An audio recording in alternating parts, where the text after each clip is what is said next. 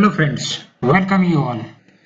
From now onwards, we will discuss about the only IAS economy PDF series और आप लोगों के request के अनुसार इसे फिर से इनिशिएट किया गया है and thanks for your response because आप लोग अच्छे रिस्पांस कर रहे हो और आप ऐसे ही कंटिन्यूअली फोकस पर रहो, you will definitely achieve your desire. So in today's article हम लोगों ने अप्रोक्स 6 चैप्टर्स कर लिए थे और आज से हम लोग चैप्टर 7 शुरू करेंगे और आपके एग्जाम के लिए काफी कम समय बचे हैं. ऐसे में याद रखना है आपको कि कोई नया बुक आपको नहीं पढ़ने हैं, only focus on your revision revision and revision. और ये तो वैसे वीडियो के माध्यम से आपको रिवीजन सीरीज प्रदान की जा रही है, but also you should revise more and more, है ना, so that more and more clarity आए और प्रीलिम्स में आप अच्छे से क्वेश्चंस अटेम्प्ट कर पाओ. ये सिर्फ प्रीलिम्स के लिए ही नहीं, यूपीएससी के लिए नहीं, बल्कि स्टेट पीएससी के लिए भी महत्वपूर्ण लेक्चर सीरीज होगी बिकॉज ये शॉर्ट पीरियड में, कम समय में आपको पूरा इकोनॉमी रिवाइज करवा सकता है. So be focused and be focused. So let's move to the topic Indian insurance market. तो बेसिकली सबसे पहली बात तो आप ये याद रखो, इंश्योरेंस की जब हम बात करते हैं तो ये यूनियन लिस्ट का सब्जेक्ट है जो आपका 7th शेड्यूल में मेंशन है. 7th शेड्यूल आपको ही पता है, जो वेरियस डिमार्केशन ऑफ सब्जेक्ट है ना, into the state list, concurrent list and the union list and residuary. तो ये आपका इंश्योरेंस यूनियन लिस्ट में है. और इंश्योरेंस की बात करते हैं तो इसका मतलब क्या हुआ, लेट्स से कि आपका कोई प्रॉपर्टी है, लेट्स से आपने कोई बाइक खरीदी या फिर आप खुद हो, आपकी बॉडी है ना, इसका कोई निश्चितता नहीं है कि कब क्या डैमेज हो जाए, कभी एक्सीडेंट हो जाए, तो अनसर्टेनिटीज इज वेरी मच. तो ऐसे अनसर्टेनिटीज के समय में ये जो इंश्योरेंस होते हैं वो काम आते हैं बिकॉज तब जब आपको पैसे की जरूरत पड़ेगी, हो सकता है मेडिकल सेक्टर के लिए जरूरत पड़े या फिर आपका कुछ नुकसान हो गया है तो उसके लिए कुछ पैसे की जरूरत पड़े, तो ये इंश्योरेंस के माध्यम से आपको ये कवर कर ली जाती है ना. और इंश्योरेंस भारत में कहीं ना कहीं जो इंश्योरेंस सेक्टर है आपका वो ग्रो कर रहा है. तो इंश्योरेंस की बात करें तो it is A form of hedging and risk management system against uncertain losses. ये काफी इंपॉर्टेंट होता है इंश्योरेंस में, अनसर्टेन लॉसेस होती हैं, दैट्स व्हाई ये आपका इंश्योरेंस सिस्टम वर्क करता है. और insurance refers to the legal contract by which an individual या फर्म या entity receives protection from financial loss या any other kind of damage. any other kind of damage यानी कि हो सकता है आपका कोई हेल्थ इश्यू आ गया हो, है ना, कोई एक्सीडेंट हो गया हो, तो ऐसी इश्यू को भी कवर कर सकता है आपका ये इंश्योरेंस सेक्टर. तो it can have protection from the financial loss और any other kind of damage.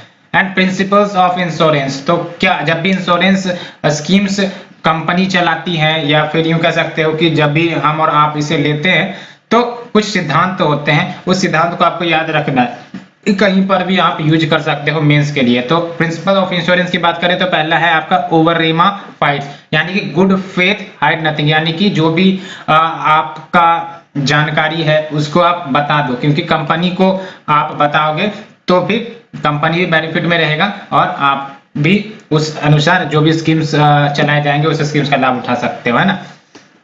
लेकिन ऐसा होता है क्या, नहीं होता है ना. एंड इंडेमिनिटी, इंडेमिनिटी यानी कि only real and actual loss not imaginary. इसमें क्या होता है इंडेमिनिटी लॉस, मतलब कि लेट्स से कि अब कोई घर लॉस हो गया बिकॉज ऑफ द फ्लडिंग, अब उसका इंश्योरेंस किया गया है, अब पता चला कि जो व्यक्ति है वो बोल रहा है कि मेरा तो मानसिक बेचैनी उठ गया या फिर कोई मेंटल स्ट्रेस आ गया, उसका भी तुम पे करो, तो ये रियल और एक्चुअल लॉस नहीं है. That's why insurance is based on indemnity only real and actual loss not imaginary, है ना. कल्पना में तो बहुत कुछ लॉस हो गए होंगे but real and actual loss आपका एसेट का ही हुआ है. And the other is subrogation. Subrogation में क्या होगा, आपका insurer can recover from negligent third party. And the fourth one is causes Proxima, यानी कि डायरेक्ट लॉस लिंक, है ना, डायरेक्ट लॉस लिंक यानी कि जो लॉस हुए हो कहीं ना कहीं डायरेक्टली अफेक्ट किया हो. And the next one is insurable interest. तो ये कुछ प्रिंसिपल आपको याद रखने हैं, principle of insurance, uberrima fides, indemnity, subrogation, causa proxima and insurable interest. And अगर हम बात करें हिस्ट्री ऑफ इंश्योरेंस की इंडिया में तो ब्रीफ आपको पता होनी चाहिए. 1818 में आपका लाइफ इंश्योरेंस बिजनेस भारत में आता है और कैसे आता है, तो आपका oriental life insurance company establish होता है 1818 में. उसके बाद आपका 1912 में Indian life insurance company act ये पास किया गया और कह सकते हो कि ये फर्स्ट स्टेटरी मेजर था जो लाइफ बिजनेसेस को रेगुलेट करेगा। 1956 यानी कि आफ्टर इंडिपेंडेंस, आपको ही पता है नेशनलाइजेशन इनिशिएटिव चलाई गई थी, तो लाइफ इंश्योरेंस सेक्टर को भी नेशनलाइज कर दिया गया और एलआईसी केम इनटू एग्जिस्टेंस। 1993 में आपका Malhotra committee for insurance sector reforms and 2000 में इंडियन गवर्नमेंट ने लिबरलाइज किया इंश्योरेंस सेक्टर को और ये फिर प्राइवेट सेक्टर के लिए भी ओपन कर दिया गया। उसके बाद तो लिबरलाइजेशन चल ही रही है, अभी आप एफडीआई का अलाउ देख सकते हो इंश्योरेंस सेक्टर में, है कि नहीं। तो अगर बात करें आर मल्होत्रा कमेटी जो 1993 में सेटअप करी गई थी, ये क्या रिकमेंड करती है, तो इनका कहना था कि जो एलआईसी की फंक्शनिंग है, लाइफ इंश्योरेंस कॉर्पोरेशन की फंक्शनिंग है, उसको डिसेंट्रलाइज किया जाए, यानी कि जो आपका गवर्नमेंट इसे कंट्रोल करके रखी है उसको कंट्रोल से बाहर किया जाए, है ना, प्राइवेट सेक्टर को कहीं ना कहीं इंटर करने दिया जाए। एंड आप देख सकते हो private sector companies should be allowed to enter the insurance sector and no company should be allowed to deal both in life insurance businesses and the general insurance business through a single entity, यानी कि कोई ऐसा single entity ना हो जो दोनों businesses को, यानी कि लाइफ बिजनेसेस को भी डील कर रहा है, साथ ही साथ जनरल इंश्योरेंस बिजनेसेस को भी डील कर रहा है। General insurance businesses is your जैसे प्रॉपर्टी लॉस, बाइक का नुकसान हो गया, बाइक डैमेज हो गया, ये सब आपके जनरल इंश्योरेंस हो गया। लाइफ इंश्योरेंस यानी कि which is related to life, loss of life, ये हो गया, है ना, जीवन के साथ भी, जीवन के बाद भी, ये भी आपने सुना होगा, है ना। And setting up an independent regulatory body for the insurance sector on the lines of SEBI, तो ये सब कुछ रिकमेंडेशन है और आप मेन से भी कहीं ना कहीं इस आर.एन. मल्होत्रा कमेटी को रेफर कर सकते हो। और ये दो इंपॉर्टेंट टर्म्स आते हैं, इंश्योरेंस पेनिट्रेशन और एक तो आता है इंश्योरेंस पेनिट्रेशन की बात कर लेते हैं। तो insurance penetration is your premiums which is paid by the persons as a percentage of GDP, यानी कि लेट्स से कि 100 पीपल हैं जिन्होंने इंश्योरेंस सब्सक्राइब कर रखा है ना, एक देश है वहां पर 100 पीपल रहते हैं और उन्होंने प्रीमियम्स इंश्योरेंस सब्सक्राइब कर रखा है। अब पता चला कि वो 100 के 100 पीपल क्या कर रहे हैं, 200 रुपये का प्रीमियम पे करते हैं ओवरऑल, जितना भी इन्होंने इंश्योरेंस ले रखा है सबका प्रीमियम 200 रुपया पे करते हैं और उस देश का जीडीपी लेट से कि आपका 400 रुपया हुआ, है ना, लेट से 400 रुपया हुआ, तो ultimately insurance penetration will be what, it will be the premium as a percentage of GDP. तो आप यहाँ पर अगर 100 से मल्टीप्लाई कर दोगे तो क्या आ जाएगा, 50% आ जाएगा। तो कहने का मतलब होगा कि इंश्योरेंस प्रीमियम आपका 50%, इंश्योरेंस पेनिट्रेशन आपका 50% हो जाएगा, है ना। तो insurance penetration is nothing but your premium as a percentage of GDP. और इंश्योरेंस डेंसिटी की बात करें तो इंश्योरेंस डेंसिटी आपका डॉलर में मेजर किया जाता है, it is per capita premium per person, यानी कि जो भी प्रीमियम पे किए जा रहे हैं, लेट से कि 100 रुपया हमने इस देश की कल्पना की और 100 रुपये पे किए जा रहे हैं और टोटल पॉपुलेशन लेट से कि आपका 100 है ना, तो यहाँ पर आपका इंश्योरेंस डेंसिटी क्या हो गया, 100% हो गया, है ना, यानी कि सबके पास आपका इंश्योरेंस है, ये हो जाता है। तो इंश्योरेंस डेंसिटी यानी कि पर कैपिटा प्रीमियम पर पर्सन, है ना। और ये कैसे निकालते हैं इंश्योरेंस डेंसिटी, तो आपका total premium divided by total population, वो निकल जाएगा आपका पर कैपिटा प्रीमियम। और इंश्योरेंस पेनिट्रेशन की बात करें तो premium as a percentage of GDP. और डीपीपीआईटी यानी कि department of promotion of basically DPIIT is your department for promotion of industry and internal trade. इन्होंने 100% एफडीआई इंश्योरेंस इंटरमीडिएट, याद रखना इंश्योरेंस इंटरमीडिएट के लिए अलाउ करी है, जिसमें आपके इंश्योरेंस ब्रोकिंग आ जाते हैं, इंश्योरेंस कंपनी आ जाते हैं, third party administrators, surveyors, loss assessor, ये सब आते हैं, इंटरमीडिएट आते हैं यहाँ पर। And FDI for insurance company is still capped at 49%। याद रखना है इंश्योरेंस कंपनी, अगर कोई फॉरेन इंश्योरेंस कंपनी भारत में आती है अपने ब्रांच यहाँ खोलती है तो उनका इन्वेस्टमेंट मोर देन 49% नहीं होगा। लेकिन अगर कोई इंश्योरेंस इंटरमीडिएरीज है ना, for example insurance broking, insurance company, third party insurance company in the sense of intermediary insurance company, है ना, third party administrator, surveyor's, loss assessors, इनका 100% अलाउ कर दिया गया है। कंफ्यूजन ना रहे इसलिए आप इंश्योरेंस कंपनीज को यहाँ से हटा दो। आप इतना याद रखना है कि insurance company, foreign insurance company के लिए एफडीआई जो है 49% है, लेकिन इंश्योरेंस इंटरमीडिएरीज जो फॉरेनर है उनके लिए 100% है। Banking sector versus insurance sector की बात करें तो आप देख लो, कंपैरिजन की बात करी गई है। बैंकिंग सेक्टर को रेगुलेट कौन करता है, आरबीआई। इंश्योरेंस सेक्टर को कौन करता है, आईआरडीए। आईआरडीए का क्या फॉर्म है, फुल फॉर्म है insurance regulatory and development authority of India, ये याद रखना है आपको, आईआरडीआई। और 1948-49 के दौरान आपका बैंकिंग सेक्टर जो आरबीआई है आपका, उसको नेशनलाइज किया गया था। और फिर आपका 1955 से 56 में एसबीआई को नेशनलाइज किया गया था। और साथ ही साथ 1955-56 में आपका एलआईसी को आपका नेशनलाइज किया गया और अल्टीमेटली एलआईसी एग्जिस्टेंस में आया, है ना। और 1990s में रिफॉर्म क्या हुए, बैंकिंग सेक्टर की बात करें तो आपने सुना होगा नरसिम्हम कमेटी 1 1991 में स्टैब्लिश हुई थी एंड नरसिम्हम कमेटी 2 1998 में आपका स्टैब्लिश किया गया था। प्लस इसमें privatisation and liberalisation of banking sector आई थी, बिकॉज नरसिम्हम कमेटी के रिफॉर्म्स सब अप्लाई किए गए थे, दैट्स व्हाई यहाँ पर आपका प्राइवेटाइजेशन एंड लिबरलाइजेशन, जिसके बाद बहुत सारे प्राइवेट बैंक्स को लाइसेंस दी जाने लगी है ना, तो ये सब रिफॉर्म्स हुए थे। जबकि अगर हम बात करें इंश्योरेंस सेक्टर की तो मल्होत्रा कमेटी 1993 में प्लस प्राइवेट इंश्योरेंस कंपनीज को भी अलाउ कर दी गई थी और एफडीआई भी लिबरलाइज करी गई थी, है ना। और सेफगार्ड फॉर बैंकिंग सेक्टर तो सीआरआर, एसएलआर, बासेल नॉर्म्स, ये सब बैंकों के लिए आप सुनते होंगे। और अगर बात करें इंश्योरेंस सेक्टर की तो we have the investment restriction, जैसे अभी हमने देखा कि एफडीआई रेस्ट्रिक्शंस है ना, साथ ही साथ अदर रेस्ट्रिक्शंस भी हम देखेंगे। फाइनेंशियल इंक्लूजन की बात करें तो जो आपका बैंक होता है उनको प्रायोरिटी सेक्टर लैंडिंग मेंटेन करनी पड़ती है ना, 40% जो होता है उनको जो भी लोन है वो देने पड़ेंगे to the priority sector lending, जिसमें रिन्यूएबल प्रोजेक्ट्स आ जाते हैं, हाउसिंग आ जाते हैं, एजुकेशन लोन्स आ जाते हैं, है ना, एग्रीकल्चर लोन आ जाते हैं, आपने सुना होगा। और साथ ही साथ इसमें एक और कंडीशन रहता है कि 25% ब्रांचेज अनबैंक्ड रूरल एरियाज में ओपन होने चाहिए, है ना।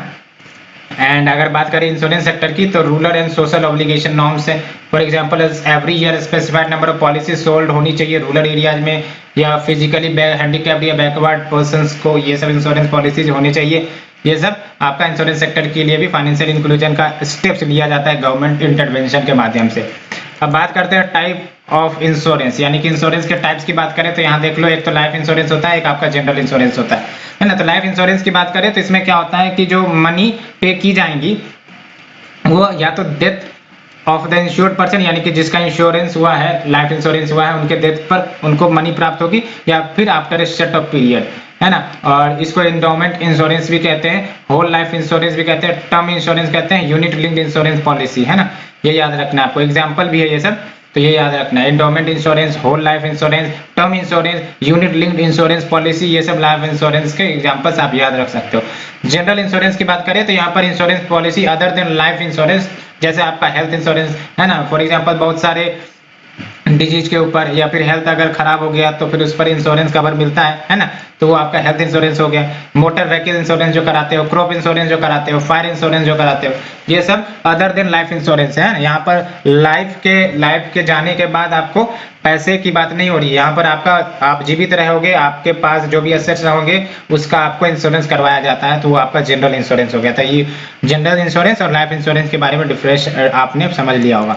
एंडोमेंट इंश्योरेंस की बात करें, याद रखना है, एंडोमेंट इंश्योरेंस ये सब आपका लाइफ इंश्योरेंस के अंतर्गत आ रहा है ना।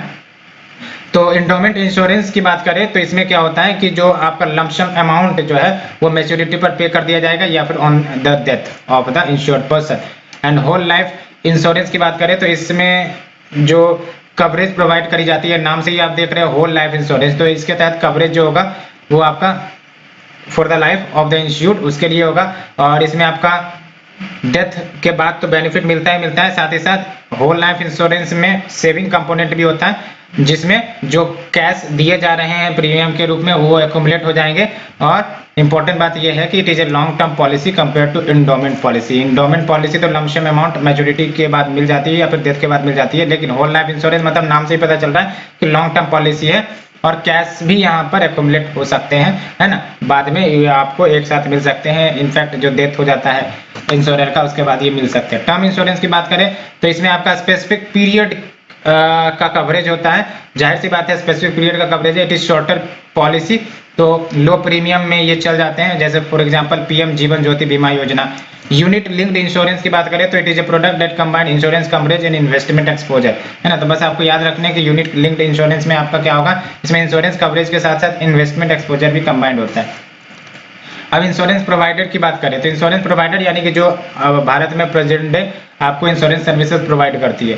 फॉर एग्जांपल आपका एलआईसी है, तो एलआईसी को 1956 में फाउंड करी गई थी। मोटो याद रखना आपको, योगक्षेमम वहमयम, ये गीता से लिया गया है। इसमें ये है कि I carry what you require, है ना, ये याद रखना है आपको, ये मोटो याद रखने हैं, है ना, योगक्षेम वहमयम, और गीता से लिया गया है। जैसे फॉर एग्जांपल आपने सुना होगा कि ये जो सत्यमेव जयते मुंडक उपनिषद से लिया गया, क्या पता ऐसा ही क्वेश्चन पूछ लिया जाए। Now let's move to the other one, general insurance corporation of India. ये आपका ओनली री इंश्योरर कंपनी है भारत में, है ना, ओनली री इंश्योरर कंपनी इन इंडिया, ये याद रखना है, इसके बारे में आपको याद रखना है। ओनली री insurer company in India, state owned है यानी गवर्नमेंट ओन्ड है। और री इंश्योरर कंपनी वो कंपनी होती है जो फाइनेंशियल प्रोटेक्शन किसे देती है, इंश्योरेंस कंपनी को देती है, याद रखना है आपको, है ना। री इंश्योरर इज ए कंपनी जो प्रोटेक्शन देगा, फाइनेंशियल प्रोटेक्शन देगा टू द इंश्योरेंस कंपनी, यानी कि हम लोग को तो LIC सब इंश्योरेंस प्रोटेक्शन देती है, लेकिन जब इंश्योरेंस कंपनी को पर ही खतरा आ जाए, है ना, तब उसे इंश्योर कौन करता है, तो उसे करता है आपका री इंश्योरर कंपनी। और अभी भारत में ओनली री इंश्योरर कंपनी है वो आपका general insurance corporation of India, है ना।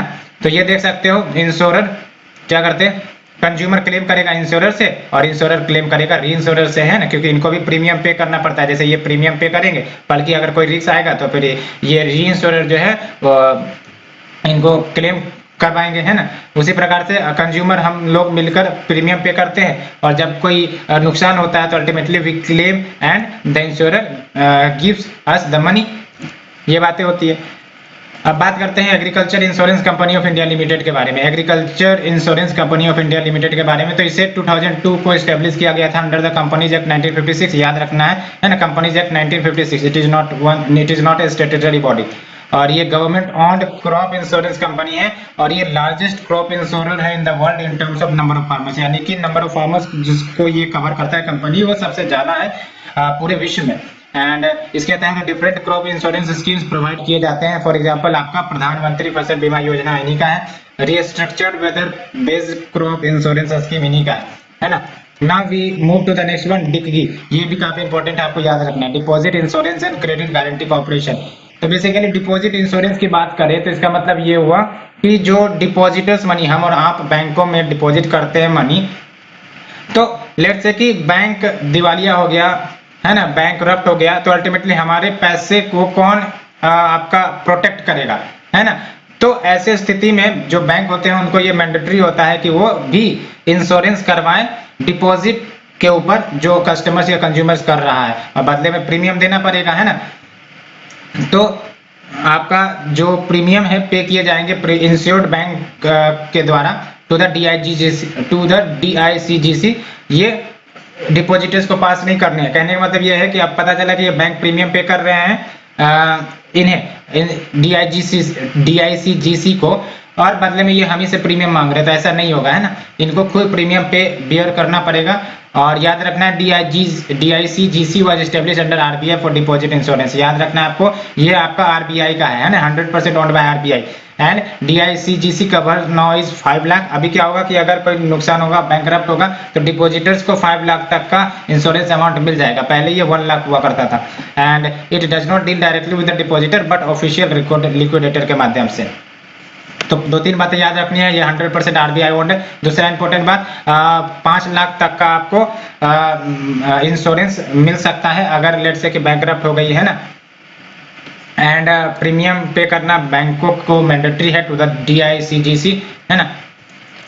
और DICGC does not include deposits of foreign government, याद रखना, फॉरेन गवर्नमेंट के डिपॉजिट्स इसमें नहीं रखे जाते हैं, है ना। एंड डिपॉजिट ऑफ सेंट्रल या स्टेट गवर्नमेंट, ये भी डिपॉजिट नहीं रखा जाता है। इंटर बैंक डिपॉजिट्स ये सब भी रखा नहीं जाता है। Deposit of state land development bank with state cooperative bank and any amount due on account of any deposit received outside India, ये सब भी इंक्लूड नहीं होता है। भाई साहब, ये आपका इंश्योरेंस टाइप कंपनी कह सकते हो, तो इसमें ये सब क्यों आएंगे, है ना। ये सब तो बेसिकली डिफरेंट पर्पज के लिए, है ना, दैट्स वाई आपको वैसे भी याद रख सकता है। DICGC ये आपका डिपॉजिटर्स डिपॉजिट को सिक्योरिटी ऑफर करता है।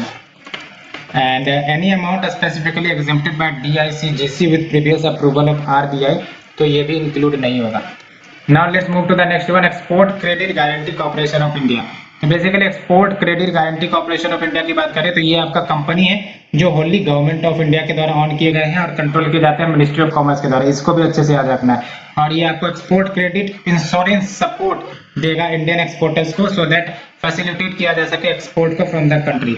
और बेसिकली ये किस बात पर इंश्योरेंस प्रदान करता है, तो बेसिकली लेट्स से कि कोई एक्सपोर्ट प्रोडक्ट किया हमारा जो कोई इंडियन पर्सन है और अल्टीमेटली उधर से पेमेंट नहीं आया, तो पेमेंट नहीं आया तो ऐसे में तो नुकसान हो जाएगा, है ना। ओवरसीज बायर ने खरीदा लेकिन पेमेंट नहीं किया, तो ऐसे में एक्सपोर्टर्स बाद में वो इंसेंटिव महसूस नहीं करेगा कि उनको प्रोडक्ट एक्सपोर्ट करेंगे, क्योंकि बेईमानी हो रही है ना। So to protect the exporter against the losses due to non payment of export dues by overseas buyers, चाहे वो पॉलिटिकल या फिर कमर्शियल रिस्क, कोई भी रिस्क हो, तो अल्टीमेटली गवर्नमेंट ऑफ इंडिया उसे प्रोटेक्ट करेगा। सिंपल भाषा में याद रखना, export credit guarantee corporation of India government of India का होली 100% ओन्ड है, मिनिस्ट्री ऑफ कॉमर्स के अंतर्गत आती है, और ये बेसिकली एक्सपोर्ट रिस्क पर जो एक्सपोर्टर्स है उनको ये क्रेडिट गारंटी प्रदान करती है ना।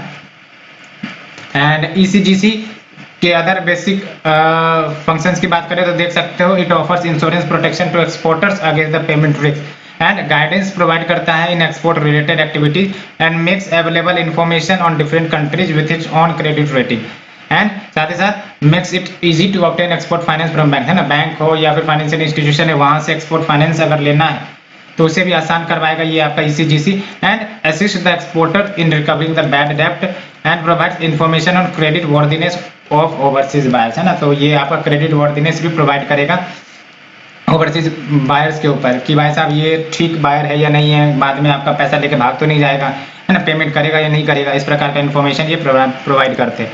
Now let's move to the next one, Nirvik scheme of ECGC. तो पहली बात तो यही याद रखनी है कि जो निर्विक स्कीम है वो आपका ईसीजीसी चला रही है।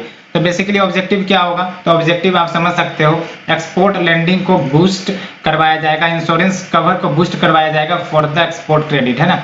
और ये इंश्योरेंस जो होगा ये आपका 90% of the principal and interest को कवर कर लेगा and it will also include both pre and post shipment credit, दोनों को ये इंक्लूड करेगा।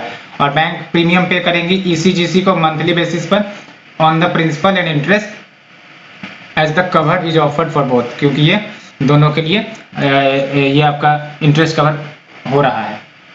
Now let's move to the national export insurance account, NEIA, national export insurance account. इसकी बात करें तो निया इज ए फंड जो सेटअप की गई है with approved corpus of 2000 crore rupees, है ना, corpus of 2000 crore rupees. Objective क्या है, medium and long term exports को फैसिलिटेट करना which is not covered by ECGC. याद रखना, जो ईसीजीसी के द्वारा कवर नहीं किया गया है तो उसके एक्सपोर्ट को फैसिलिटेट करवाना, both medium and long term export. And ये मेंटेन एंड ऑपरेट करी जाती है पब्लिक ट्रस्ट के द्वारा which is setup jointly by department of commerce and ECGC. याद रखना है ना।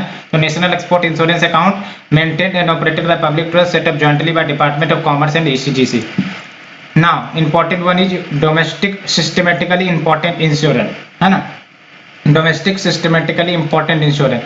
तो ये वैसे इंश्योरेंस हो जाते हैं जो too big too important to fail, यानी कि आप समझ सकते हो कि आपने शेड्यूल कमर्शियल बैंक सुना होगा, है ना, उसमें आपने systematically important schedule commercial bank सुना होगा, जिसमें क्या होता है कि ये सब बैंक जो है इतने बड़े होते हैं कि अगर ये फेल हो जाए तो पूरा इंटायर बैंकिंग सिस्टम कोलैप्स हो जाएगा। उसी प्रकार से यहाँ पर डोमेस्टिक सिस्टमेटिकली इंपॉर्टेंट इंश्योरेंस आता है कि ये इतने ज्यादा बड़े होते हैं, इतने ज्यादा महत्वपूर्ण होते हैं कि अगर ये फेल हो जाएंगे तो पूरा इंश्योरेंस सेक्टर आपका तबाह हो जाएगा, है ना। तो they refers to insurers of such size, ये market importance and domestic and global interconnectedness whose distress or failure will cause significant dislocation in the domestic financial system, यही बात है। और अगर बात करें रिक्वायरमेंट फॉर DSII तो 3 पब्लिक सेक्टर इंश्योरेंस को कहा गया है to raise the level of corporate governance, है ना, यानी कि 3 public sector insurance have been asked to raise the level of corporate governance and identify all relevant risk and promote a sound risk management culture and DSIIs ये subject होंगी to the enhanced regulatory supervision of RDI। बिल्कुल सही, क्योंकि ये काफी important होते हैं तो इनके ऊपर रेगुलेशन भी उतना ज्यादा अच्छे से रखा जाएगा सो दैट ये फेल ना हो और नुकसान ना हो आपके डोमेस्टिक फाइनेंशियल सिस्टम का। और आपको याद रखना है आपका कि वो कौन कौन से अभी प्रेजेंट में 3 डोमेस्टिकली सिस्टमेटिकली इंपॉर्टेंट इंश्योरर्स है, तो अच्छे से याद रखना है। वन इज योर LIC, दूसरा आपका general insurance corporation of India, तीसरा न्यू इंडिया इंश्योरेंस कॉर्पोरेशन। याद रखना है कौन कौन से 3 हो गए, life insurance corporation of India, दूसरा general insurance corporation of India, तीसरा न्यू इंडिया इंश्योरेंस। ये 3 याद रखने हैं, ये तीनों आपके DSIIs हैं फॉर द 2020-21 और आपका इनको रेगुलेट कौन करता है, तो वी हैव द IRDAI यानी कि the insurance regulatory and development authority of India. और ये जो IRDAI है ये आइडेंटिफाई करती है DSAIs को ऑन एन एनुअल बेसिस, याद रखना, तो एनुअल बेसिस पर IRDAI ही इनको आइडेंटिफाई करते हैं। Now let's move to the next one, international financial services centres authority, international financial services centre authority.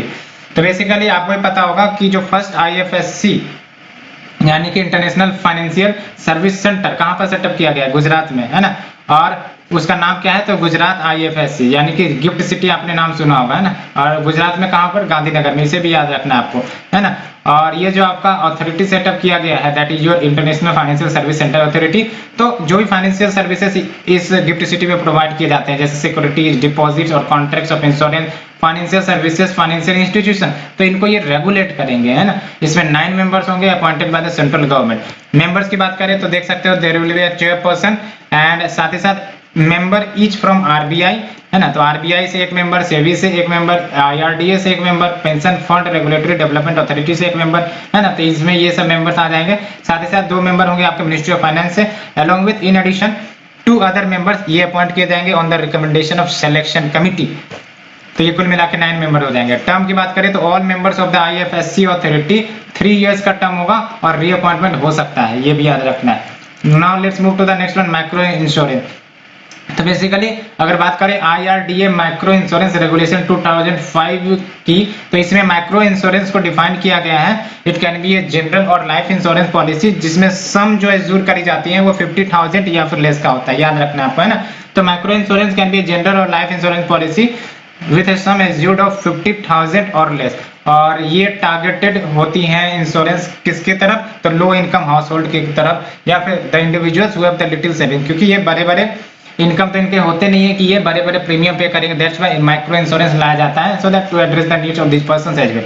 तो माइक्रो इंश्योरेंस बिजनेसेस ये आपका इंटरमीडिएरीज के माध्यम से चलाया जाता है, जैसे आपका NGOs can also run the micro insurance scheme, है ना, माइक्रो फाइनेंस इंस्टीट्यूशन आपने नाम सुना होगा, even your self help groups इनका भी नाम आपने सुना होगा, है ना। अब बात करते हैं वेरियस इंश्योरेंस स्कीम की। तो वेरियस इंश्योरेंस स्कीम में आपका हो गया प्रधानमंत्री जीवन ज्योति बीमा योजना और प्रधानमंत्री, ये सब आपके इंश्योरेंस स्कीम है, तो आपको अच्छे से याद रखना है, प्रधानमंत्री जीवन ज्योति बीमा योजना और दूसरा आपका प्रधानमंत्री सुरक्षा बीमा योजना। तो लेट्स टॉक अबाउट फर्स्ट प्रधानमंत्री जीवन ज्योति बीमा योजना। तो ये आपका लाइफ इंश्योरेंस स्कीम है, पहली बात तो यही याद रखनी है कि ये आपका जीवन ज्योति बीमा योजना लाइफ इंश्योरेंस स्कीम है, और NRI एलिजिबल है, लेकिन पेमेंट जो दिए जाएंगे प्रीमियम पे करने के लिए वो रुपये में ही की जाएंगी, याद रखना है आपको, NRI आर एलिजिबल। और इसमें आपका renewable 1 year term life cover मिलता है आपका 2 लाख तक का, है, याद रखना है आपको, offers renewable 1 year life term cover of ₹2 lakh. Age group की बात करें तो देख लो 18 से 50 ईयर्स है, एंड ये कवर करती हैं डेथ को ड्यू टू एनी रीजन, यानी कोई भी कारण हो डेथ हुआ है तो आपको 2 लाख रुपए मिल जाएंगे, याद रखना है आपको, है ना। एंड प्रीमियम जो पे करने हैं आपको 330 रुपये पर एनम पर सब्सक्राइबर, है ना, तो 330 रुपये का कम प्रीमियम है, बहुत ही कम, और पर सब्सक्राइबर पे किए जाते हैं। एंड ये सेल्फ सब्सक्रिप्शन बेसिस है और इसमें गवर्नमेंट की तरफ से कोई कंट्रीब्यूशन नहीं मिलेगा, एंड इसमें आपको हॉस्पिटलाइजेशन कॉस्ट कवर नहीं होगा, ये हमने बेसिक डिस्कस किया। Let's move to the next one, Pradhan Mantri Suraksha बीमा योजना। तो प्रधानमंत्री सुरक्षा बीमा योजना की बात करें तो ये आपका एक्सीडेंटल इंश्योरेंस स्कीम है which is your general insurance. आपको भी पता है एक्सीडेंटल इंश्योरेंस यानी कि एक्सीडेंट हो गया, कुछ पैर टूट गए, हाथ टूट गए, ये सब आपके एक्सीडेंट में कवर होते हैं ना, यानी कि लाइफ नहीं गई, है ना, तो ये आपके जनरल इंश्योरेंस में आ जाते हैं। और NRI एलिजिबल है, बट पेमेंट जो है रुपये में ही होंगी, यहाँ पर वही बात है। और it offers renewable 1 year accidental death come disability cover, यानी कि अगर डेथ भी हो जाएगा, एक्सीडेंटल डेथ बेसिकली यहाँ पर तो आपका एनी टाइप ऑफ डेथ है, एंड यहाँ पर आपका एक्सीडेंटल डेथ कम डिसेबिलिटी, यानी कि अगर डेथ हो गया तो भी आपको पैसे मिल जाएंगे, और डिसेबिलिटी अगर हो जाती है तो भी आपका मिल जाएंगे। बट एक्सीडेंटल डेथ हुआ तो 2 लाख रुपये आपको मिल जाएंगे, और या फिर टोटल परमानेंट डिसेबिलिटी हो गया तो भी आपका 2 लाख मिल जाएंगे। लेकिन अगर परमानेंट पार्शियल डिसेबिलिटी है तो 1 लाख रुपये आपको मिल जाएंगे। और एज ग्रुप की बात करें तो देख लो 18 से 17 ईयर्स है, और इसमें आपका एक्सीडेंटल डेथ कम डिसेबिलिटी दोनों कवर करता है, हमने डिस्कस किया। Suicide, alcohol, drugs related death ये कवर नहीं होंगे, ये जाहिर सी बात है, एक्सीडेंटल रिलेटेड डेथ है ना। एंड प्रीमियम आप देख लो 12 रुपये पर एनम पर सब्सक्राइबर, बहुत ही कम प्रीमियम पे आपको मिल जाएगा, एंड ये सेल्फ सब्सक्रिप्शन बेसिस पर है, and involves no government contribution and does not cover hospitalisation cost as well. Now we have the famous Pradhan Mantri Jan Arogya Yojana 2018 में लाया गया था, है ना। तो ये आयुष्मान भारत का एक कंपोनेंट है, दैट इज जो पीएम जन आरोग्य योजना, जो बजट 2018 में अनाउंस करी गई थी। और इसने कहीं ना कहीं राष्ट्रीय स्वास्थ्य बीमा योजना और senior citizen health insurance scheme दोनों को सब्ज्यूम कर लिया है। फीचर्स की बात करें तो आप देख लो, कैशलेस एंड पेपरलेस होंगे ये सारे के सारे इंश्योरेंस। और दो इंपॉर्टेंट बात, प्री और post hospitalisation and medicine expenses सबको कवर करता है, याद रखना, यहाँ कंफ्यूज नहीं होना है। मेडिसिन एक्सपेंसेस को भी कवर करता है, प्री एग्जिस्टिंग डिजीजेस को भी कवर की गई है। और इसमें आपको क्या फायदा मिलेगा, तो 5 लाख रुपए per family per year for secondary and tertiary hospitalisation के लिए मिलेगा। इस स्कीम का लाभ अगर उठाना है तो पहली बात तो ये कि आपको हॉस्पिटलाइजेशन होना ही पड़ेगा, है ना। तो फ्री इंश्योरेंस कवर 5 लाख रुपए का पर फैमिली पर ईयर मिलेगा सेकेंडरी एंड टर्सरी हॉस्पिटलाइजेशन के लिए, याद रखना, सेकेंडरी एंड टर्सरी हॉस्पिटलाइजेशन। और साथ ही साथ ये भी इंपॉर्टेंट है कि इसमें फैमिली साइज कितनी भी हो, 10 हो, 5 हो, 6 हो, 7 हो, कोई लिमिट ये नहीं मैंडेटरी करता है ना, on the size of the family members. And access जो इस इंश्योरेंस का मिलेगा वो इम्पैनल्ड हॉस्पिटल्स में ही मिलेगा। अब ये इम्पैनल्ड हॉस्पिटल प्राइवेट भी हो सकते हैं, गवर्नमेंट भी हो सकते हैं, है ना। और बेनिफिशियरी को आइडेंटिफाई जो किया गया है वो आपका सोशियो इकोनॉमिक कास्ट सेंसस 2011 के डाटा से आइडेंटिफाई किया गया है ना। And let's move to the next one, Pradhan Mantri Fasal बीमा योजना, काफी इंपॉर्टेंट है। तो प्रधानमंत्री फसल बीमा योजना नाम से ही पता चल रहा है आपको, ये कॉम्प्रिहेंसिव क्रॉप इंश्योरेंस कवर देगा against the non preventable natural risk at an affordable rate to the farmer. और इसमें आपका यूनिफॉर्म मैक्सिमम प्रीमियम जो फार्मर्स की तरफ से पे करने हैं, आपको याद रखना है 2% का प्रीमियम मात्र आपका खरीफ क्रॉप के लिए फार्मर्स के द्वारा पे किए जाएंगे, 98% गवर्नमेंट पे करेगा। साथ ही साथ अगर 1.5% का प्रीमियम पे किया जाएगा फार्मर्स के लिए रबी क्रॉप्स के लिए, बाकी जो बचे हैं ये कौन पे करेगा, आपका गवर्नमेंट पे करेगा। 5% आपका जो इंश्योरेंस प्रीमियम है ओनली फार्मर्स के द्वारा पे किए जाएंगे, रिमेनिंग 95% आपका गवर्नमेंट पे करेगा। तो ये काफी इंपॉर्टेंट है, ये रेट आपको याद रखना है, यहाँ पर आपको कंफ्यूजन करके यूपीएससी क्वेश्चन पूछ सकती है। So you must know the fact. Horticultural crops को भी कवर किया गया है, ये अच्छे से बात याद रखनी है। Now let's move to the Pradhan Mantri Fasal बीमा योजना 2.0, जिसमें कुछ चेंजेस करी गई थी। पहली बात तो याद रखना है, जो इनरोलमेंट है इस स्कीम के लिए वो वॉलंटरी कर दिया गया है फॉर ऑल फार्मर्स, अभी वॉलंटरी है, मैंडेटरी नहीं है, याद रखना है। और आप देख लो, ये भी फैक्ट आपको याद रखनी है कि जो सेंट्रल सब्सिडी है वो लिमिट करी जाएंगी for the premium rates up to 30% for the unirrigated areas, यानी कि वैसे अनइरिगेटेड एरियाज वहां पर आपका सेंट्रल गवर्नमेंट की तरफ से जो सब्सिडी दी जाएगी वो आपका 30% तक ही कवर होगा। और अगर इरिगेटेड एरियाज या क्रॉप्स जहां पर है आपका इरिगेटेड एरिया, वहां पर आपका 25% ही सेंट्रल सब्सिडी मिली जाएगी। तो रिमेनिंग कौन देगा, तो रिमेनिंग बेयर करना पड़ेगा स्टेट गवर्नमेंट को, याद रखना है ना। साथ ही साथ नॉर्थ ईस्टर्न स्टेट्स के लिए जो सेंट्रल शेयर है प्रीमियम सब्सिडी में वो आपका 90% रखा गया है from the existing share of 50:50, याद रखना है ना। नॉर्थ ईस्टर्न स्टेट्स के लिए आपका 90% शेयर किया गया है सेंट्रल का शेयर प्रीमियम सब्सिडी में, और एग्जिस्टिंग पैटर्न पहले क्या था, 50:50 था। और single event coverage insurance can be taken, है ना, यानी कि अगर कोई रीजन है जहां पर आपका फ्लडिंग नहीं होता है, ड्राउट आ जाता है, तो वहां के फार्मर सिर्फ और सिर्फ ड्राउट के लिए इंश्योरेंस ले सकते हैं। ऐसा नहीं कि एक ही साथ वहां ड्राउट है, फ्लड है या फिर और भी कुछ इश्यूज है, उन सभी का इंश्योरेंस एक साथ लेना पड़े, ऐसे में जो प्रीमियम लोड बढ़ जाता है। इसलिए अभी क्या किया गया, सिंगल इवेंट कवरेज इंश्योरेंस वो लिया जा सकता है फार्मर्स के द्वारा, है ना। फॉर एग्जाम्पल कहीं सिर्फ आग ही लग गई, कोई आग से ही इंश्योरेंस करवाना चाहता है तो वो भी हो जाएगा, है ना। तो ये हमने PMFBY 2.0 की बात करी। एंड गवर्नमेंट एलोकेटेड डिस्ट्रिक्ट या area to insurance company for minimum 3 years. तो ये भी याद रखना है कि जो गवर्नमेंट है उन्होंने डिस्ट्रिक्ट या एरिया, किसी डेजिग्नेटेड एरिया को इंश्योरेंस कंपनी को देकर वो इंश्योरेंस कंपनी मिनिमम 3 ईयर्स तक उस एरिया में ऑपरेट करेगा। और अगर एक्स्ट्रा ऑर्डिनरी परफॉर्मेंस कंपनी के द्वारा देखा गया तो ये जो ईयर है उसको और बढ़ाया जा सकता है ना। तो बेनिफिट इंश्योरेंस कंपनी को हो सकता है अगर वो अच्छे से परफॉर्म कर रहा होगा। तो फ्लेक्सिबिलिटी टू स्टेट्स या UTs to implement the scheme, ये भी बात है। Now let's move to the next one, motor vehicle third party insurance. Motor vehicle third party insurance की अगर हम बात करें तो बेसिकली ये प्रोविजन आपका मोटर व्हीकल एक्ट 1988 में ही किया गया है। इसमें होता क्या है कि कोई भी मोटराइज्ड व्हीकल, यानी कि कोई भी व्यक्ति जो व्हीकल चला रहा है operating on the public road, उनको इंश्योर किया ही जाना है against the third party liability, है ना। तो उनको इंश्योर होना ही होगा against the third party liability. तो आप देख सकते हो फर्स्ट पार्टी कौन होगा, व्हीकल ओनर होगा, और जो आपका सेकंड पार्टी कौन होगा, तो वो आपका होगा इंश्योरेंस कंपनी जो पॉलिसी खरीदेगा फ्रॉम द सेकेंड पार्टी, है ना। तो insurance company that by the, basically आप ऐसे समझ लो कि जो आपका व्हीकल ओनर है वो फर्स्ट पार्टी हुआ।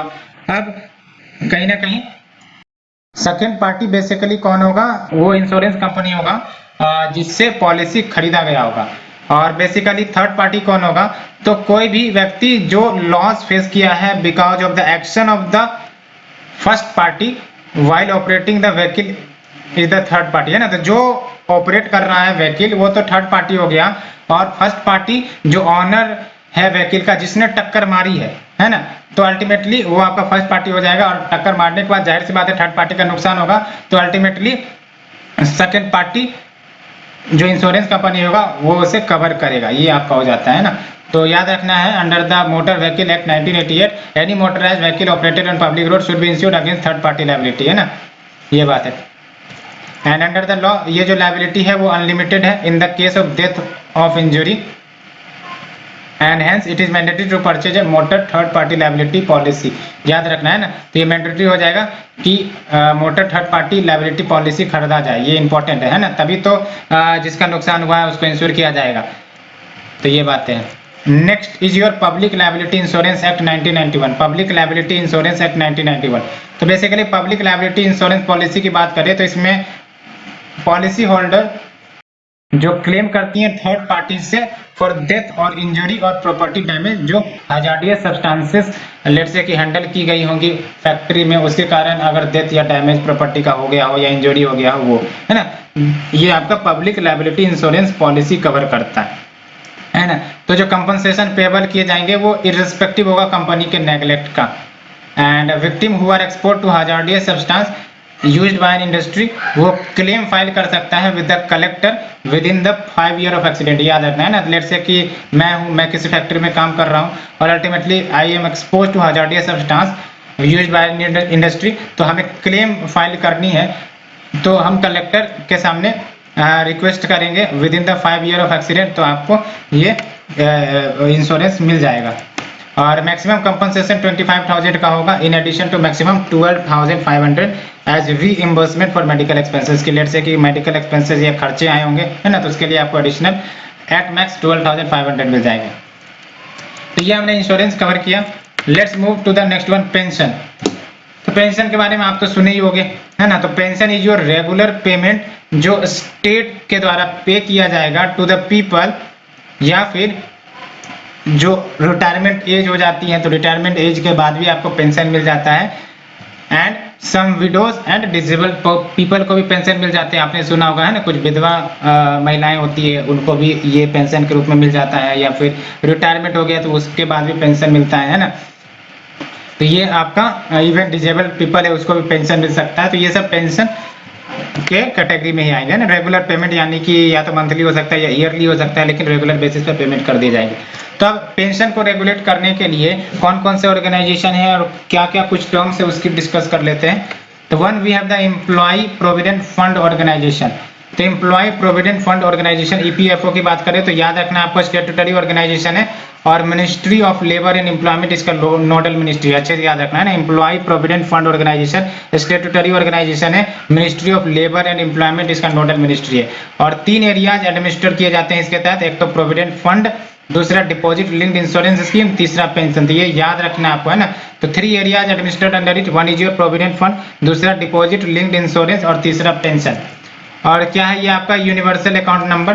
तो यूनिवर्सल अकाउंट नंबर आपका 12 digit long unique identification number होता है, और ये ईपीएफओ के द्वारा असाइन किया जाता है। और याद रखना बोथ एम्प्लॉयर और एम्प्लॉई दोनों को ये नंबर दिए जाते हैं एक एक बेसिकली, और ये यूनिक होता है। और इस यूएएन नंबर से एम्प्लॉयर या फिर एम्प्लॉय के बारे में पता चल जाता है, और कहीं भी अगर वो लेट से कि कंपनी चेंज करता है तो ये universal account number basically change नहीं होगा, और अल्टीमेटली वो आपका कंट्रीब्यूशन ईपीएफ अकाउंट में चलता रहेगा, चाहे वो कंपनी आपका चेंज क्यों ना कर ले, है ना, याद रखना है। So that they can contribute to the EPF account and it remains unchanged even after switching jobs. तो जाहिर सी बात है तभी तो ये पता चल सकेगा गवर्नमेंट को, है ना, कि सेम पर्सन है, सिर्फ कंपनी चेंज हुई है ना। दैट्स वाई ये काफी इंपॉर्टेंट है, unique universal account number. Now we have the labour identification number. तो लेबर आइडेंटिफिकेशन नंबर ये भी आपका यूनिक आइडेंटिफिकेशन नंबर होता है जो एम्प्लॉयर्स को इश्यू करे जाते हैं ना। और श्रम सुविधा ये मिनिस्ट्री ऑफ लेबर के अंतर्गत आती है और ये यूनिफाइड पोर्टल है जो डेवलप की गई है to issue LIN that is your labour identification number and manage our inspections and submission of returns.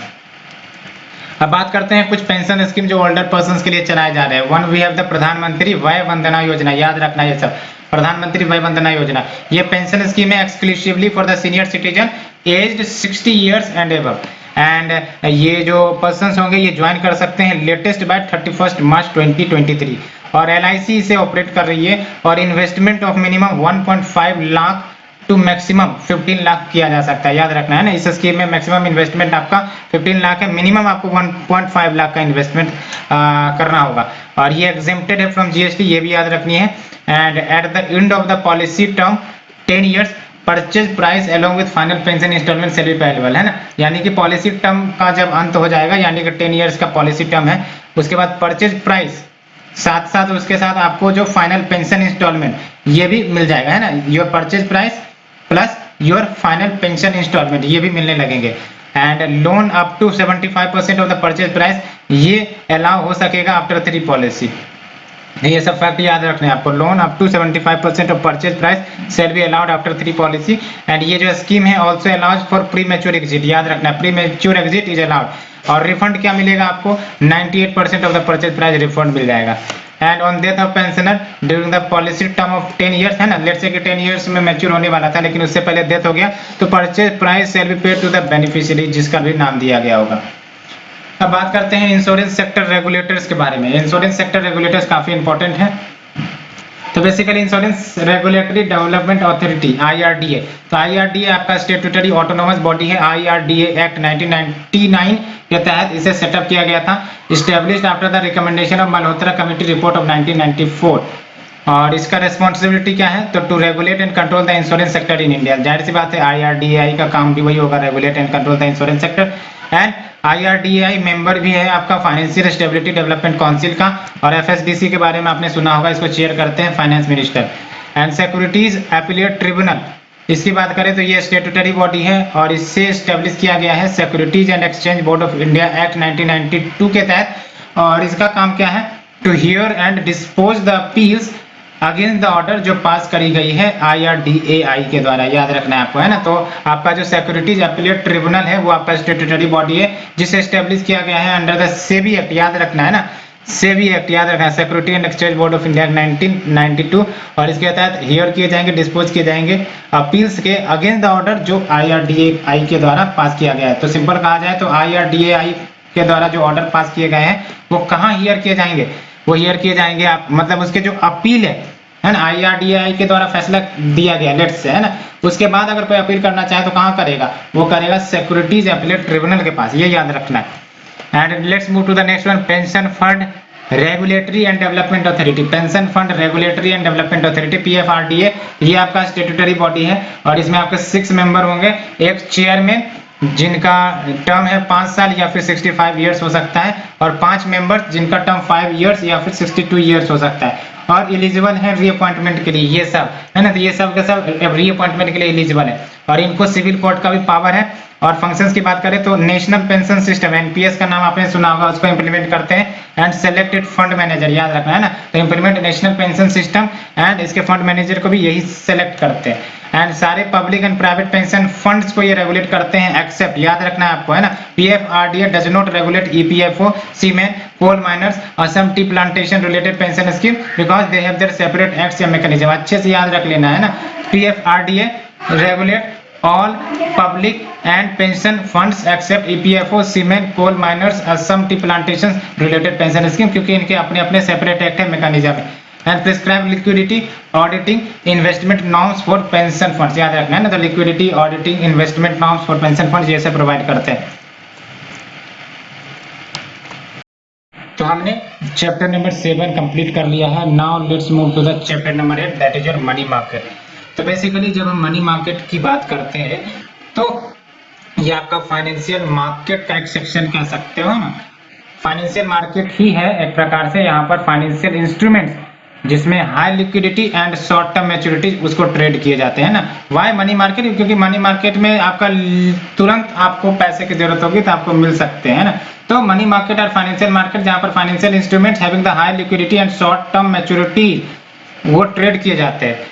और ये याद रखना है, it deals with the borrowing and lending of short term credit या फिर loan generally with a time period of less than या फिर equal to 1 year. तो यहाँ पर जो भी बोरोइंग या लैंडिंग के इवेंट चलते रहते हैं वो आपका शॉर्ट टर्म क्रेडिट हो सकता है या फिर having the time period of less than और equal to 1 year, that is called money market, है ना। और मनी मार्केट दूसरा आपने कैपिटल मार्केट भी सुना होगा, है ना। तो ये मनी मार्केट होते हैं जहां पर आपका शॉर्ट टर्म नीड्स के लिए आपका ट्रांजैक्शन होता है।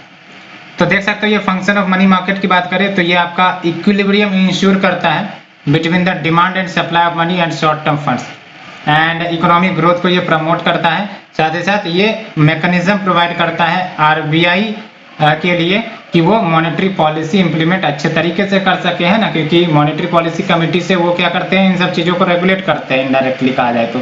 साथ ही साथ ये फैसिलिटीज भी प्रोवाइड करती है so that short term funds available हो सके via money market instrument to the needy one and also it helps the government to meet its deficit via non inflationary financial sources such as treasury bills, है ना। तो government treasury bills issue कर देगी money market में और बदले में उनको पैसे की जरूरत होगी तो वो पैसे भी एक्वायर कर सकते हैं from the money market for the short term, है ना। And also makes available sufficient finance to the trade and industry, ये भी बात है। अब बात करते हैं क्या क्या इंस्ट्रूमेंट्स हैं मनी मार्केट के। तो मनी मार्केट के इंस्ट्रूमेंट्स की बात करें तो एक तो आपका call money, term money market या फिर नोटिस मनी, है ना। इसमें बस सिर्फ डेज का अंतर होता है और कुछ नहीं, बाकी सब होते एक ही है। Call money, term money, notice money. तो कॉल मनी को कहें तो इसको मनी एट कॉल भी कहते हैं। इसमें जो फंड्स मांगी जाती है वो बहुत ही शॉर्ट टर्म के लिए होते हैं, है ना, extremely short duration from few hours to 1 day, है ना। तो कॉल मनी यानी कि इमीडिएट नेसेसिटी है और तुरंत ही इसको लौटा भी दिया जाएगा। तो इस इवेंट को आप कॉल मनी इवेंट भी कह सकते हो। It is an instrument of money market और आप देख सकते हो short duration from a few hour to a day. Notice money जब बोरोइंग और लेंडिंग ऑपरेशन आपका 2 से 14 दिन के लिए होता है तो आपका नोटिस मनी हो गया। टर्म मनी की बात करें तो lending and borrowing of funds beyond 14 days, तो ये आपका टर्म मनी हो गया ना। तो एक तो call money few hours to 1 day, notice money 2 से 14 days and term money lending and borrowing of funds beyond 14 days, ये आपने देख लिया। ट्रेजरी बिल की बात करें तो आपको याद रखना है, तो ट्रेजरी बिल गवर्नमेंट सिक्योरिटीज हैं, आरबीआई के द्वारा इश्यू किया जाता है, अच्छे से याद रखना है, on behalf of central government so that central government के जो भी फिजिकल डेफिसिट है, पैसे की कमी हो रही है तो उसे ये फुलफिल कर सके। तो याद रखना है आपको ट्रेजरी बिल के बारे में। एंड जो मैच्योरिटी पीरियड है इन सिक्योरिटीज की जाहिर सी बात है लेस देन 1 ईयर होती है, आपको अच्छे से याद रखना है। शॉर्ट टर्म मैच्योरिटी पीरियड होता है इसका 14 डेज से 364 डेज के बीच। और ट्रेजरी बिल्स को फर्दर क्लासिफाई किए जा सकते हैं 2 टाइप्स में, दैट इज योर ऑर्डिनरी या फिर रेगुलर ट्रेजरी बिल एंड दूसरा एड हॉक ट्रेजरी बिल, है ना। तो आपको याद रखना है, लेकिन पीरियड इनका 364 डेज या उससे कम ही होगा। कॉमर्शियल बिल की बात करें तो इसमें ये आपका बिल ऑफ एक्सचेंज होगा जो short term working capital requirements कोई भी बिजनेस का उसको फुलफिल या फाइनेंस करने के लिए आपका इश्यू किया जाएगा, है ना। तो commercial bill is nothing but the bill of exchange जो इश्यू किए जाते हैं to finance the short term working capital requirement of any businesses. और ये नेगोशिएबल होते हैं, याद रखना, यानी कि एक हाथों से दूसरे हाथों में खरीदा बेचा जा सकता है। Self liquidating in the sense कि टर्म ओवर हो गए तो ये अपने आप मनी में कन्वर्ट हो जाएंगे। In which the seller is the drawee जबकि बायर इज द ड्रोवी। जो सेलर जो है वो ड्रोवर है और बायर जो है वो ड्रोई है, यानी कि जो इसे खरीदेगा मैच्योरिटी पीरियड के बाद उनको तो पैसे मिल जाएंगे ना, ये बात है, क्योंकि कमर्शियल बिल का आपका टर्म होता है। And next one is your cash management bill. Cash management bill issue किए जाते हैं गवर्नमेंट ऑफ इंडिया के द्वारा in consultation with the reserve bank of India so that short term cash requirements को फुलफिल किया जा सके। कैश मैनेजमेंट बिल नाम से ही पता चल रहा है कि it will B for short term cash requirement, है ना। And maturity period of this bills is less than 91 days, ये सब आपको याद रखने डेफिनेशन। सर्टिफिकेट ऑफ डिपॉजिट्स की बात करें तो सर्टिफिकेट ऑफ डिपॉजिट ये आपका एग्रीमेंट हो जाएगा between the depositor and the bank, जहां पर pre determined amount of money ये फिक्स कर दिए जाते हैं for a specific time period और फिर उसे इश्यू किया जाता है डीमेट फॉर्म में, दैट इज योर डीमेटेरियलाइज्ड फॉर्म, आपने डीमेट का भी नाम सुना होगा। और जब ये मैच्योर हो जाता है तो जो प्रिंसिपल अमाउंट है along with the interest earned ये अवेलेबल हो जाते हैं विथड्रॉल के लिए, है ना। तो सर्टिफिकेट ऑफ डिपॉजिट आपका agreement between the depositor and the bank, जहां पर pre determined amount of money वो फिक्स कर दिए जाते हैं for a specific time period और इश्यू किए जाते हैं डीमैट फॉर्म में, और जब मैच्योरिटी हो जाती है तो principal along with the interest earned ये अवेलेबल हो जाते हैं विड्रॉल के लिए। कमर्शियल पेपर्स की बात करें तो कमर्शियल पेपर आपको याद रखना है शॉर्ट टर्म डेब्ट इंस्ट्रूमेंट जो कंपनीज के द्वारा इश्यू की जाती है to raise the fund generally for a time period up to 1 year. याद रखना कमर्शियल पेपर ये आपका कंपनीज के द्वारा इश्यू की जाती है, गवर्नमेंट यही अगर इश्यू करती है लेस देन 1 ईयर के लिए तो आपका वो ट्रेजरी बिल हो जाता है ना। तो कमर्शियल पेपर की बात कर ले तो शॉर्ट टर्म डेब्ट instrument issued by companies to raise funds generally for a time period up to 1 year, और ये अनसिक्योर्ड मनी मार्केट इंस्ट्रूमेंट है। याद रखना ये टर्म आपको, unsecured money market instrument issued in the form of promissory note, और इसको भारत में 1990 में ही इंट्रोड्यूस किया गया था। और minimum maturity period commercial paper का आपको याद रखना है 7 डेज होता है, मैक्सिमम 1 ईयर हो सकते हैं, मिनिमम 7 डेज। बात करते हैं रिवर्स रेपो या फिर रेपो मार्केट। आपको पता है रेपो मतलब क्या होता है, रीपरचेज रेट, जिस रेट पर आरबीआई बैंकों को मनी लैंड करता है when the bank faces the shortage of the fund, है ना। तो रेपो रेट की बात करें तो व्हेन आरबीआई गिव्स या lends money to the banks for shorter period, shorter duration when they faces the shortage of fund, ये short term के लिए दिए जाते हैं, यूजुअली ओवरनाइट 14 डेज तक के लिए। एंड जो अपोजिट ऑफ रेपो रेट है वो आपका रिवर्स रेपो रेट है, and it is the rate at which RBI borrow करता है फंड को from other banks for the short term. Terms associated with money market आपको याद रखने हैं, वाटरफॉल अप्रोच। तो waterfall approach basically money market and डेब्ट सिक्योरिटीज के वैल्यूएशन के लिए यूज किए जाते हैं टर्म, याद रखना waterfall approach it is used for the valuation of money market and डेब्ट सिक्योरिटीज।